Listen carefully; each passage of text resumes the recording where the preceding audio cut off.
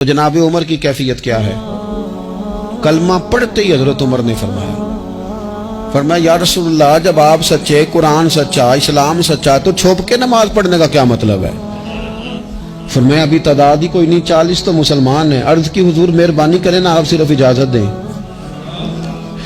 20 لوگوں کی صفیں بنا دی گئیں، ایک صف کے آگے حضرت عمر ہیں، ایک صف کے آگے حضرت امیر حمزہ ہیں۔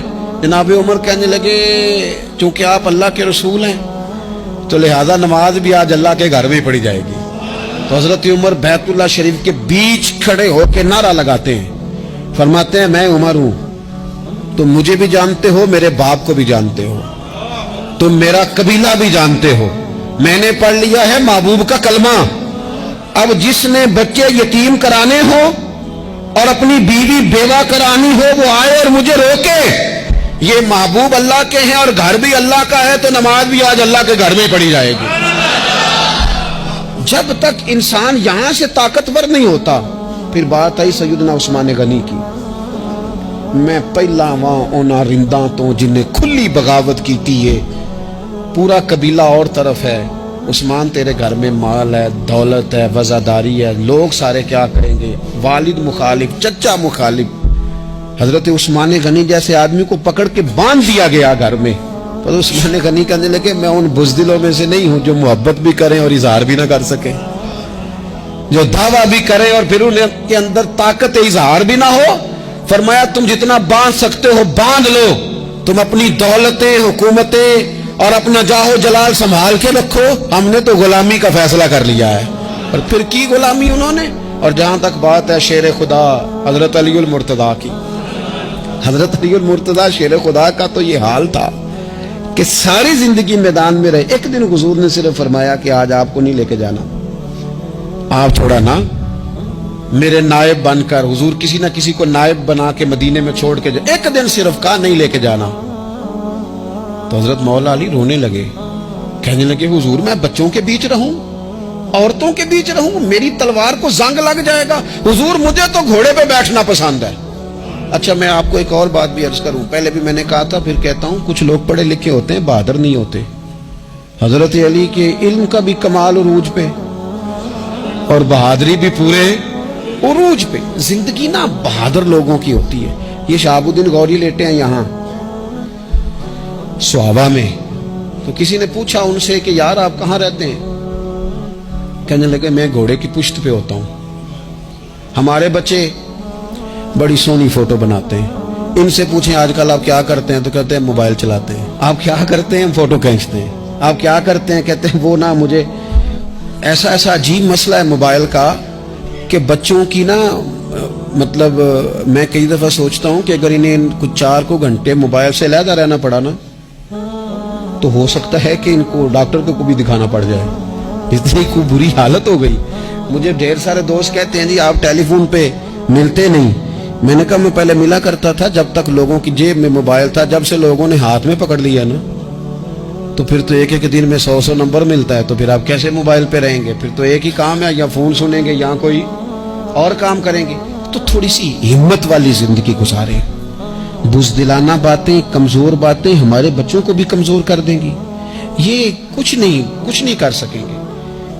حضرت سیدنا عبداللہ بن زبیر رضی اللہ تعالیٰ عنہ، یہ مدینہ منورہ میں پیدا ہونے والے سب سے پہلے بچے ہیں۔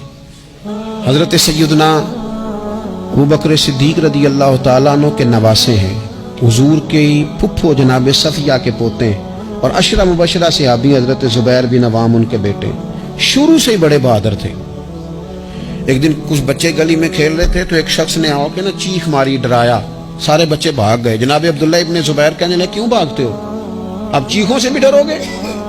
واپس آؤ سارے، میں تمہارا امیر ہوں، آؤ ذرا اس پر حملہ کریں۔ ہم سارے بھاگے اور یہ اکیلا کھڑا رہے۔ اس پر حملہ کیا، وہ ڈرانے والا خود ڈر کے بھاگ گیا۔ تھوڑا سا نا مزاج، ذہن، طبیعت دیکھیں نا، بدتمیزی اور چیز کا نام ہے لیکن گفتگو کا مضبوط ہونا یہ اور چیز کا نام ہے۔ بچوں کو جب پوری طرح یہاں تو ہم ان کو اس قدر زیادہ کمروں میں بند رکھتے ہیں کہ جب وہ نکلتے ہیں باغی ہو جاتے ہیں، یہاں پھر یہ ہوتا ہے کہ ان کے اندر جو صلاحیتیں ہوتی ہیں وہ پوری طرح دب جاتی ہیں، وہ جو کیفیات ہوتی ہیں جو ایک मर्दाना वस्फ पे होनी चाहिए, उनके अंदर मौजूद नहीं होती।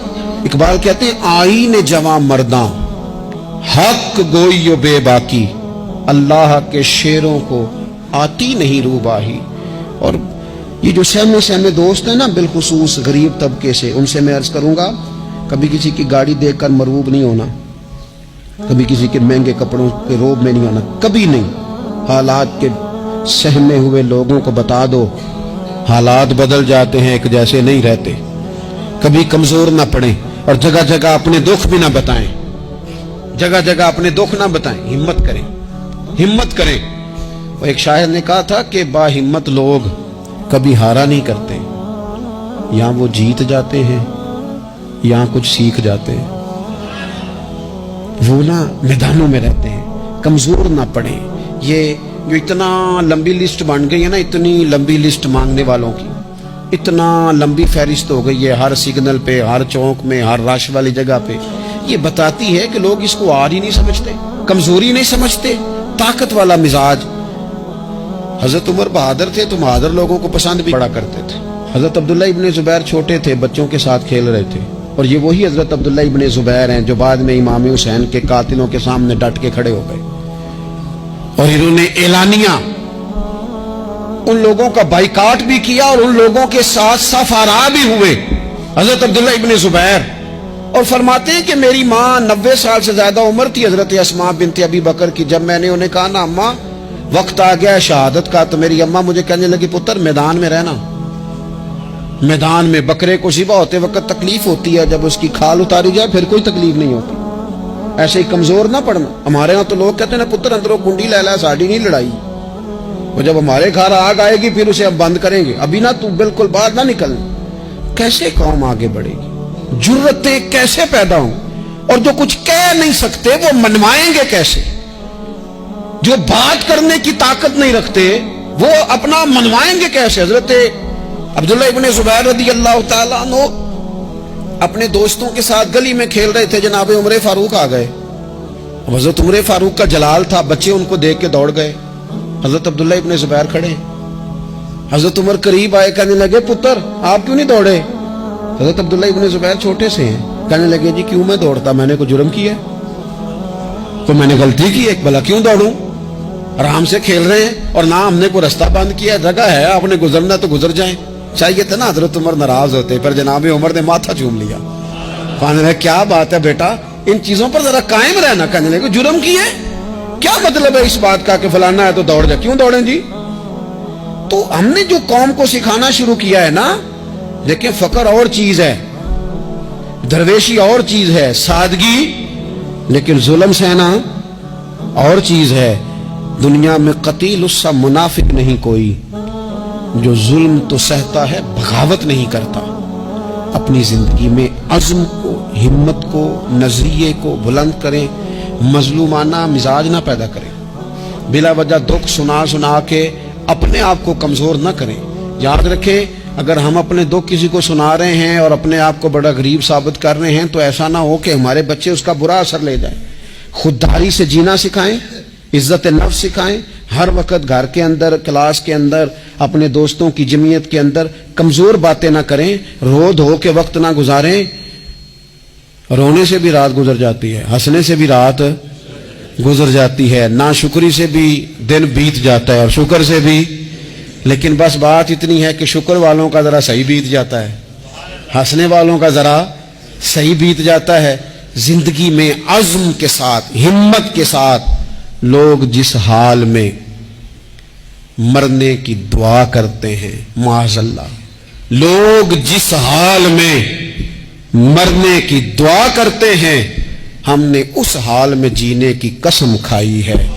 अल्लाह ताला हमें समझने की तौफीक अता करे। आखिर दावा या अनिल हम्दुलिल्लाहि रब्बिल आलमीन।